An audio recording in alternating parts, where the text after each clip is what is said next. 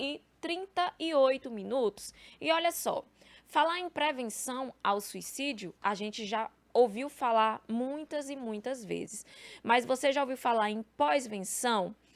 Quais cuidados devemos tomar e precisamos falar mais sobre pós-venção? O termo foi cunhado em 1973 e caracteriza a prevenção para futuras gerações. E para explicar um pouco para a gente sobre o que significa pós-venção, sobre que tipos de cuidado devemos ter com as pessoas mais próximas, se é possível identificar, a gente conversa agora com a psicóloga clínica Regina Reis. Bom dia, seja bem-vinda ao Notícias da Boa. Bom dia, Nata. Bom dia a todos que estão nos ouvindo. Então, falar de pós-venção é falar de cuidados, cuidados que devemos ter com o familiar que ficou com a dor da saudade, né? São ações que a família, os amigos, né, e ONGs podem estar realizando com esse cuidado com o enlutado, porque o enlutado por suicídio, ele vivencia um luto de forma diferente, né? Ele mesmo não tem as respostas que gostaria de ter, um tipo de morte que deixa muitos questionamentos.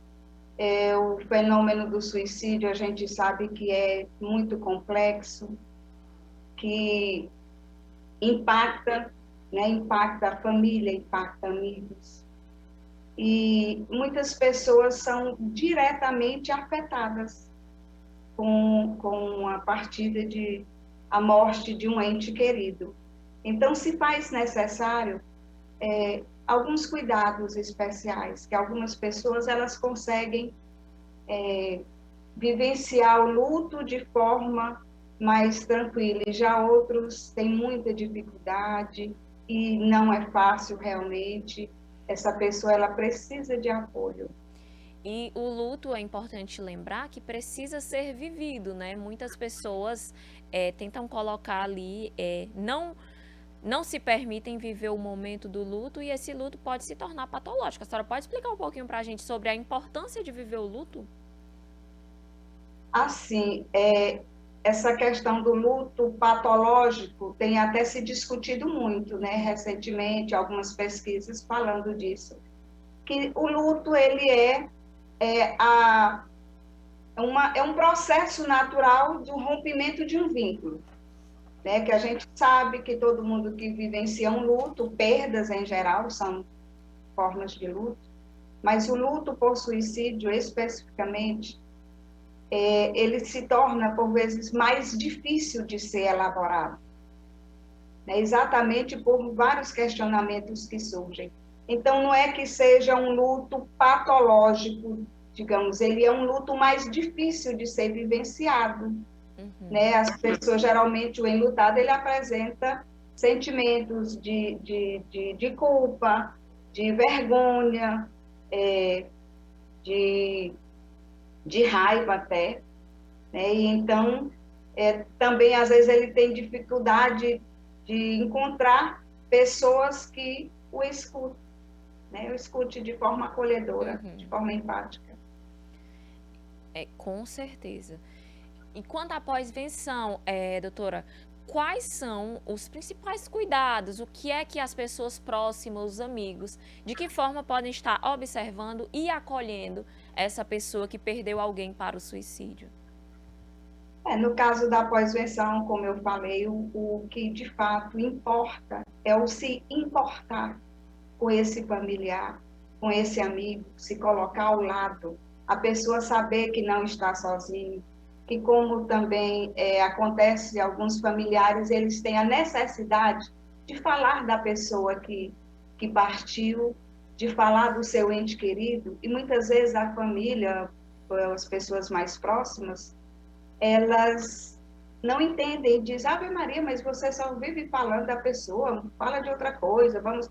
Mas é uma necessidade que o enlutado tem, sabe? E assim, muitas vezes acontece num dia, principalmente as datas de aniversário, as datas festivas, o enlutado ele tem mais dificuldade de vivenciar tudo isso. E precisa contar, né? É importante contar com o apoio das pessoas que estão ali do lado. Pode até muitas vezes não saber o que dizer, mas o fato de você se colocar ao lado, dizer, conta comigo, eu estou aqui.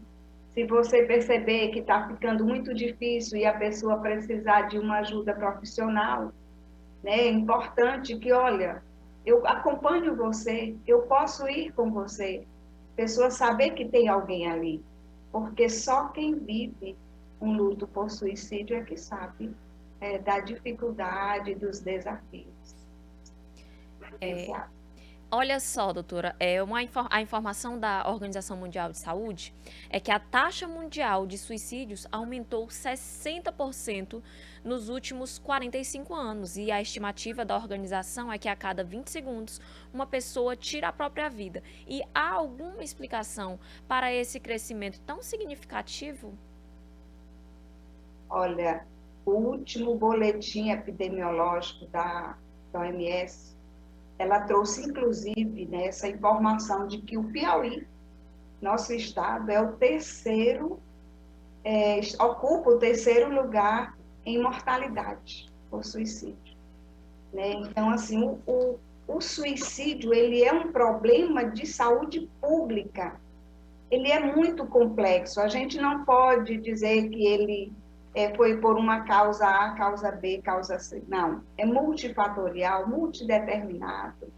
Então, um conjunto de fatores que faz com que a pessoa sinta dificuldade de continuar bem. Na verdade, ela tem um sofrimento intenso dentro de si, um sofrimento psíquico, e que muitas vezes nem ela mesma se dá conta, sabe?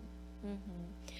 Também, de acordo com a OMS, a cada 10 tentativas, 9 podem ser evitadas. Como pode ser feito esse trabalho de prevenção? Como deve ser feito esse trabalho de prevenção?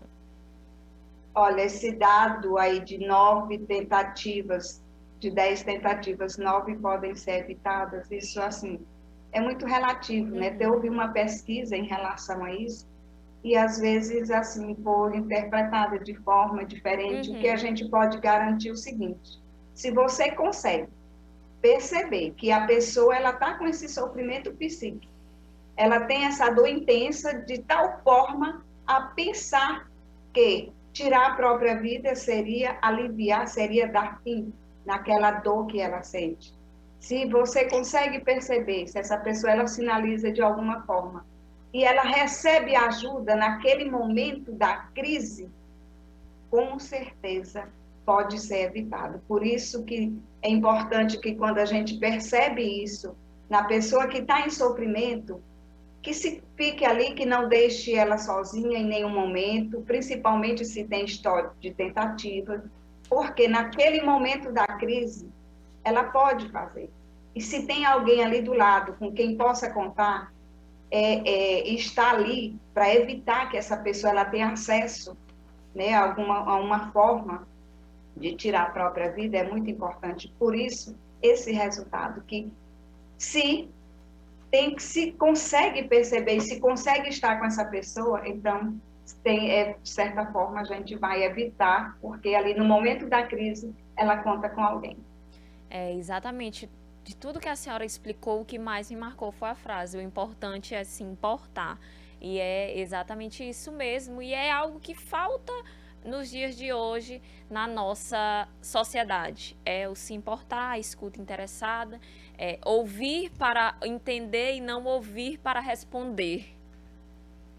Essa arte da escuta, que é assim, é fundamental. É fundamental, muitas vezes, uma palavra, um colega de trabalho, um familiar, ele fala uma frase, ele está numa situação e diz: eu queria dormir, não acordar mais, eu queria sumir, vocês ainda vão conseguir se livrar de mim. São frases que, de certa forma, traz, né, um sentido. Por que a pessoa está falando isso? O que está acontecendo para que ela se expresse dessa forma, né? Então, de certa forma, sinaliza para a gente que tem Uhum, alguma coisa que não está legal. E muitas vezes a gente, é frescura, é besteira, né? A gente tem esse uhum.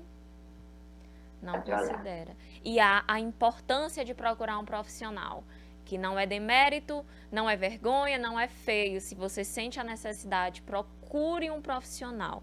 É importante ressaltar a importância do acompanhamento profissional. Certeza.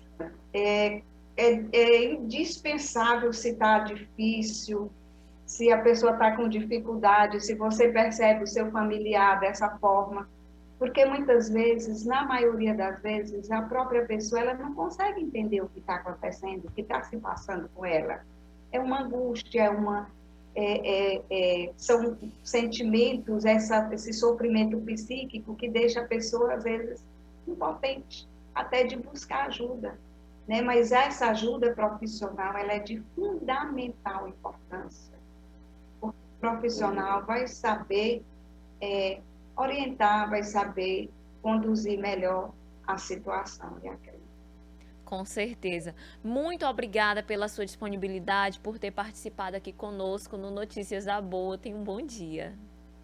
Bom dia, obrigada a vocês. Olha só, vamos falar